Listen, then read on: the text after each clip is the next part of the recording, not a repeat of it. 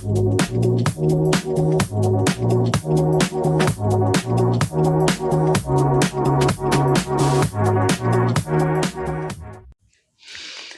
everyone. Welcome back to Grooving and Giving in Early Retirement. I'm Radhika, and thank you so much for spending your time with me.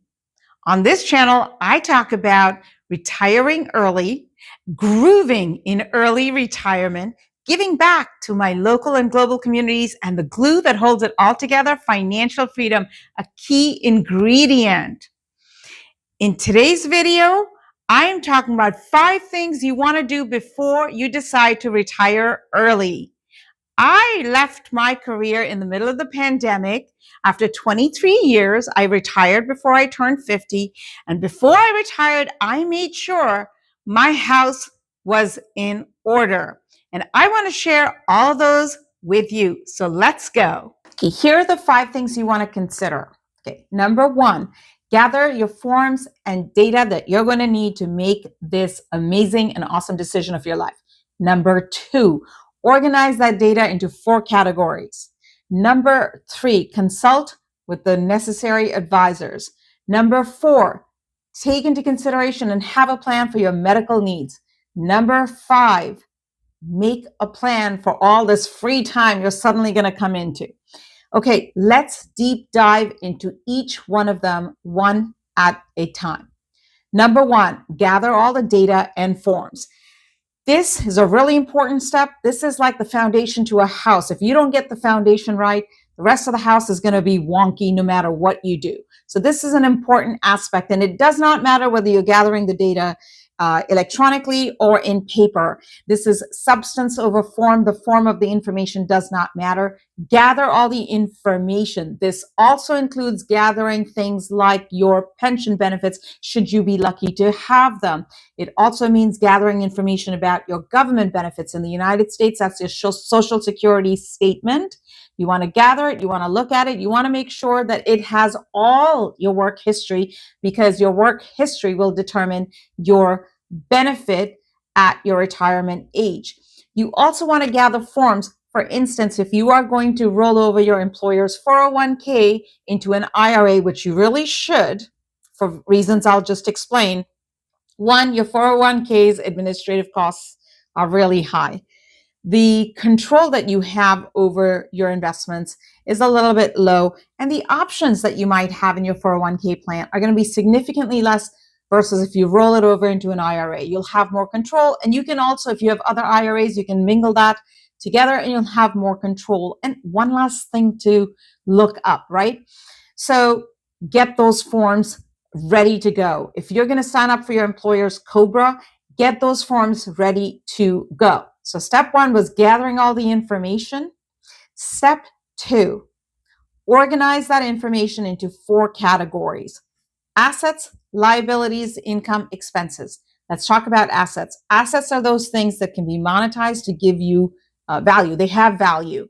Okay. And in this category, I would strongly recommend that you categorize it within subcategories: retirement accounts, non-retirement accounts, and other assets that maybe are not going to generate your monthly cash flows or your quarterly cash flows. So it's really important. And why does this matter? Look, if you are under a certain age, you may not have access to your retirement accounts. And that might be something that you can only access, like, let's say 5 years from now, 6 years from now, depends on what age you are early retiring. So then the pool of assets available to you might be smaller for some period of time.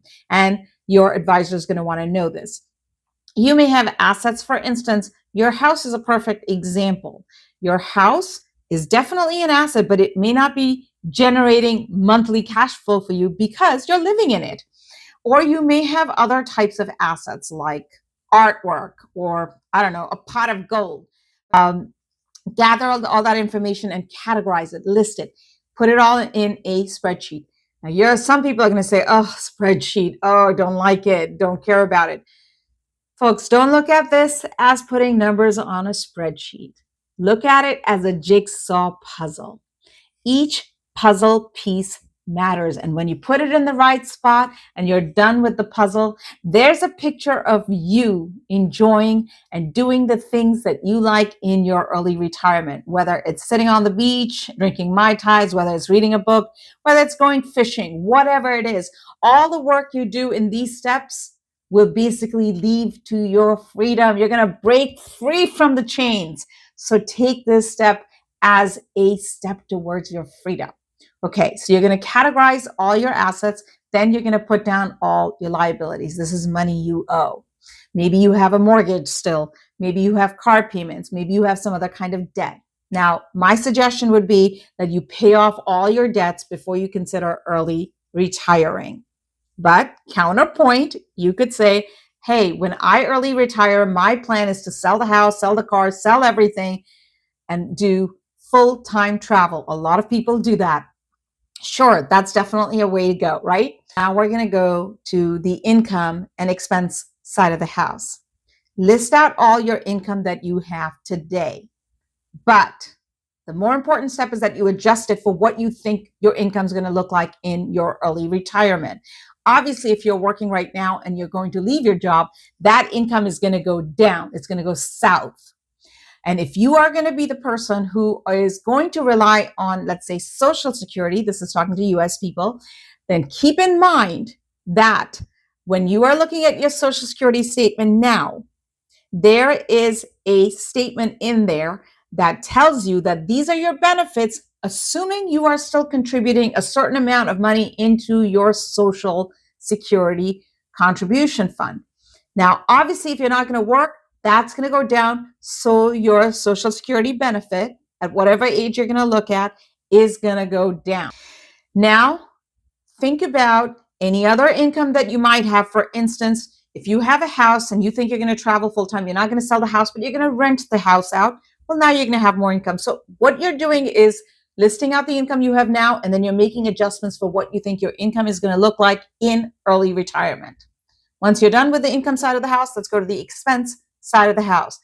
You could have expenses that are going to go down. For instance, commuting expenses, right? You're no longer going to go into your office, and so those could go down. So that's a decrease.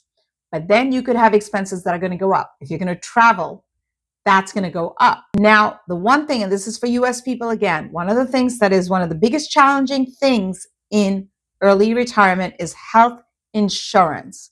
For anybody who retires early, you know that your insurance is linked to your full-time employment. If you don't have full-time employment, then getting health insurance is on you. So whether you're going to do it privately or any other way, and I have a different video on that, I absolutely want you to consider. So you're going to have to consider all of those. And one of the things that's going to happen is your medical insurance costs are going to go up. If you sign up for COBRA, the cost of COBRA could be as much as 3 times as what you're paying now. And also, COBRA is not a permanent solution. It's generally 18 months and maybe up to 36 months under certain special circumstances. So you're going to need to have a solution to that. For me, folks, when I did this exercise, there was an aha moment where I felt like, okay, I think I'm good to go. I can early retire. I've done a video about it, put the link for you. Hopefully you'll have that aha moment for yourself as well. But that aha moment wasn't enough for me, because then I went to step number 3, which was to consult an advisor. And I didn't just consult with one advisor. I consulted with 3 just to make sure. I'm a CPA. My background is international tax. So I'm quite comfortable looking at numbers, reading regulations. That was sort of the crossroads of my career, my 23-year-long career. Not only reading regulations in the US, but also around the world. And yet I felt like I want to go get this checked out by at least 3 different advisors who literally have no skin in the game. So consult a financial advisor. That's step 3. You could have an advisor already if you have a portfolio.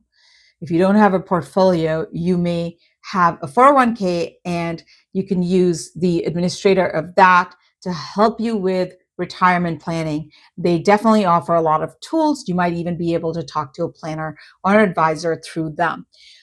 Last, you can also hire a planner by the hour for this specific project. Somebody to take all your numbers that you've categorized so well in step 2, put them through models, run them through models, and make sure that you will be able to retire early and have sufficient funds to be able to live your early retirement life.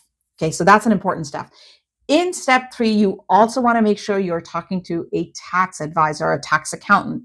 Maybe you already have one. If not, you may want to do some research on your own, because early retirement will present certain tax opportunities for you and you don't want to miss out on them. I'll give you an example. For instance, if you have a portfolio, maybe some mutual funds or ETFs that you bought quite some time ago and they've appreciated in value, you may have an opportunity to do some gain harvesting. And what that means is you may be able to sell some shares and recognize capital gains, because now that your income's gone down, your taxable income is going to be lower, and you may be able to sell those shares and not have to pay any capital gains tax, 0% capital gains tax. But certain requirements need to be met, and that's why you need to consult with a tax professional. Also, you may want to consider things like converting some of your traditional IRA into a Roth IRA. You want to manage all of this very carefully. You want to consult an advisor. If you are going to sign up for the Affordable Care Act in the US, again, this is for a US person. If you're going to sign up for the Affordable Care Act, you need to make sure that your modified adjusted gross income is at a certain level so you don't lose all your tax subsidies. If you're getting a private health insurance plan, that won't matter. But you want to make sure that you're consulting with the right people to make sure that your early retirement is successful. Okay, you've now gathered the information, you've organized it, you've gone to professional advisors, and everybody's giving you the thumbs up. Green light, you are ready to go. Hold on, hold your horses. Okay, you're set with your financial house in order. You've got it in order. Number 4, let's get your medical house in order. Know what kind of health insurance you're going to have in your early retirement. If you are nowhere near 65 in the United States, you're not eligible for Medicare. So what are you going to do for health insurance? Know what plan you have, okay? And know how all the other things are going to impact whatever plan you want to go get. Also consider retiring earlier in the month so you'll have the rest of the month where you have medical insurance, and then your new insurance will kick in on the first of the next month, generally speaking. If you're getting a global health insurance fund, it might be slightly different. Okay, next, get all your health checkups done. Top to bottom, visual, dental, get it all done, get it out of the way so it gives you at least another year to contend with. Okay, number 5, have a plan for your time. You're going to early retire, you're going to have a lot of time. Make sure you have a plan for that time. Don't let boredom in retirement make you go back to like working. If you're going to have a part-time job, if you're going to have, you're going to take classes, have a plan. Consider volunteering. It is one of the greatest joys that you'll have, and maybe you'll have a place to go, and it'll serve nicely as a bridge between your working life and your early retirement life. I always knew that I was going to have that to fall back on.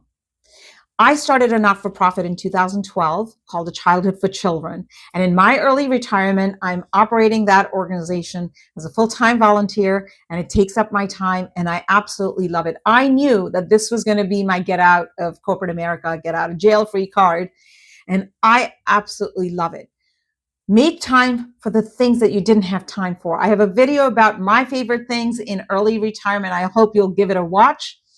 Folks, if you get all of your steps right before you decide to hang your hat up, your retirement will be successful. You don't want to go backwards. You want to go forwards. So make sure that you go through all your checklists, and there might be a few other things that you may want to consider. Do them. Just do it slowly. Do it right. I also say, know your numbers. The person who knows their numbers has the power. Put that power in the palm of your hands. Before you decide to say arrivederci to your job, make sure you have considered these steps. Thank you so much for watching. I'm Radhika. This is Grooving and Giving in Early Retirement. Please remember to like, subscribe, and ring that notification bell. Ding, ding, ding. You know the drill. Thanks, everyone. Ciao.